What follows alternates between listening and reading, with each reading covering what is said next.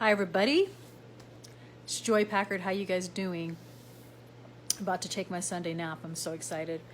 We just got home from church, had lunch with my kids, and before I head to sleep, I just thought I would say a quick hi to you guys. It's really dark in here.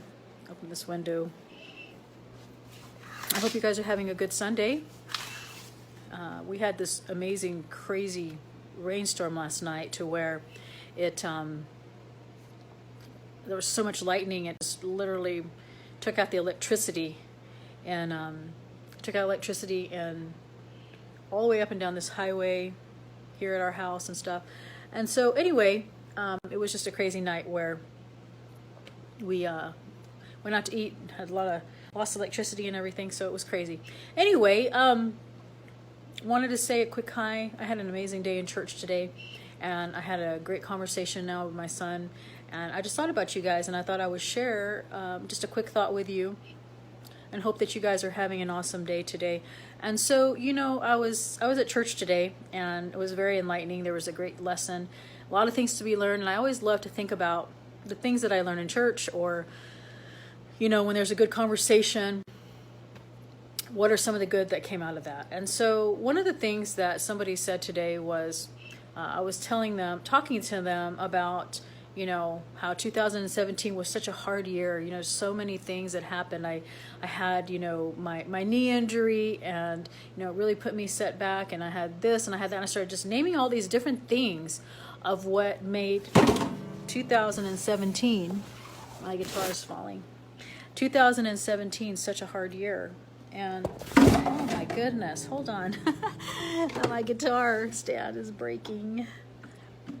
2017 was such a tough year, and whenever I was going through all of these different things that I was talking about, my friend basically said, you know, I know 2017 was hard, but what was good about it? And it stopped me right there dead in my tracks, and I thought, wow, what an awesome thing, you know. And I was just talking to my son about this, and thinking of, you know, how that can apply in our everyday life. You know, every day we have situations that are hard. We have situations that are not just hard, but miserable, and we, you know, uncomfortable. It's every single day we go through this, right? And so one of the ways that, you know, like I say today, that was really impactful for me is, and I was talking to my son about this just now, is I was basically saying, you know, okay, you know, you may not like this teacher, or this may have been hard, you know, but what is it, if you turn it around, that you can see that is good about it? You know. And also I was talking to him about, like, if you have people in your life that are difficult, or maybe you know, you don't get along, or maybe this person is, you know, just making your life pretty hard, you know, what is it that we can do to make it easier? And one of the things that we talked about with my son, is I said, well, maybe you can start serving them. Maybe you can do something nice, and you don't have to make a really big deal about it. It could just be, maybe you can, you know, make them some brownies or something, or you know, write them a nice note in the mail, or whatever. You know, it doesn't have to be a big deal. And so whenever you start to turn it around to where you do the opposite, you say, instead of complaining about how this person is this way or whatever, you can say, you know what, I'm going to pray for this person, and then I'm going to serve this person.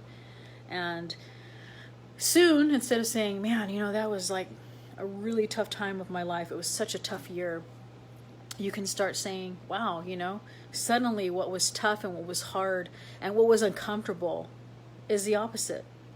And my son thought, you know, he was like, wow, that's kind of an awesome concept. And I thought, you know, it's so true, because we all go through that every single day in our life. We all have certain things in our life that we, you know, we complain about because we don't like to wake up early to do this, or, you know, we didn't like the way this teacher did that, or whatever it is. We have things that we complain about. But when we turn it around and we start looking for the good in situations, not only does it make us happier as a person, it changes our whole demeanor, our whole aura, as to speak. If you study about auras and about, you know, that kind of stuff.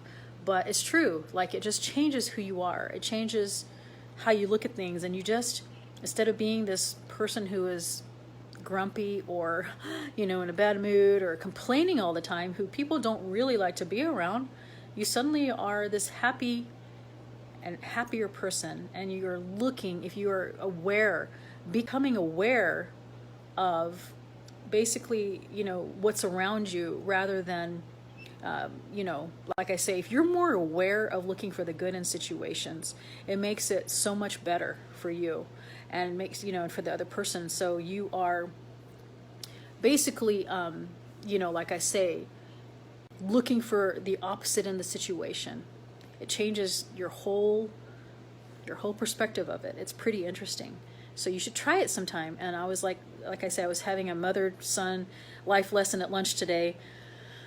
And it made me think about you guys, because, it's something that we all struggle with, right? We're not perfect. We have things in our life that are hard. We have things in our life that we may not like the way this person is doing this or that. And, suddenly when we start saying, oh, but what is good about it? What is good about this situation? What is good about this person? It changes it around. And it's so neat, because suddenly your whole body even becomes, a lot more, less, I guess I don't even know the word, but you know how it is whenever you are spending your time complaining about something, or if you're around someone who does a lot of complaining, how does that make you feel? How does it make your heart feel? As opposed to turning it around and saying, but what is good about this situation, right? And the other thing today in church that was awesome, there was a quote that stood out to me by one of our teachers, and she basically said, in this world of wickedness, and we all know, it's a wicked world out there. We have school shootings. We had a school shooting 30 minutes from here at a high school in Santa Fe, Texas. It's terrible. It's terrible all over the world, the things that are happening. But one of the things that they talked about today, that they said that really stood out to me, is they say, you know what, we will have, wickedness, and we have all of these things that are happening in our world, and how can we combat that? And what she said, and I don't know, I can't remember if she was quoting somebody or I don't know, but basically to just increase who we are, and being more righteous. Isn't that interesting? Like, to combat wickedness, instead of giving into it, make ourselves and those who we can impact around us more positive, doing things that are more righteous. There was a song today in church. I can't remember the name of the song. But it talked about how, what did it say? Oh gosh, now I'm going to forget. Basically, it's just doing, turning it around and looking for things in our life that we can be more positive about.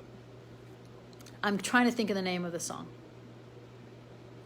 But I'm sure it will come to me, and I'll post it later or whatever. But it really talks about just looking for the good. Every single one of us has good in us. Everybody in this world does. No matter what we do, there's some goodness. And by improving who we are, by, choosing the right instead of, deciding to choose those things that are not the right things. Oh, that's one of the quotes that it said in the song. There's peace in righteous doing. And I thought, wow, that's so true, right? There's so much, like, all of us as kids, right? If we ever did anything wrong, where we stole some candy or stole a piece of gum, whatever, and we lived with that, how did it make us feel? I remember when I was about 8 years old, and I was at a store, and I thought, how cool is it that I can take this piece of bubble gum and put it in my pocket and nobody would ever know? And it was 5 cents. And I remember thinking, that's kind of cool, to be able to do this. And then as I was riding home on my bike, I still to this day, and here I am 49 years old, I still to this day remember the feeling that I had and how it made me feel. It made me feel so terrible inside, right? And so it just festered into where I basically went to the store and paid for my piece of gum. So whenever we are choosing to do those things that, like that song that I just told you, there's peace in righteous doing.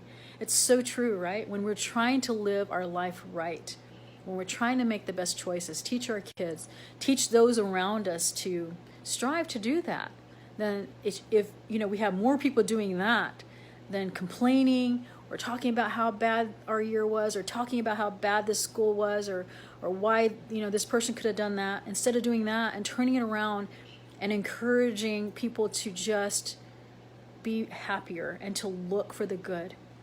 It's just such an awesome feeling today when I was talking to my son. You know, sometimes as moms, whenever our kids are getting older, and I only have 2 more at home, sometimes as moms, I think to myself, I sure hope that I've taught them everything that they need to know before they leave this house, right? And so every now and then when I can, you know, give in to giving them life lessons, I do.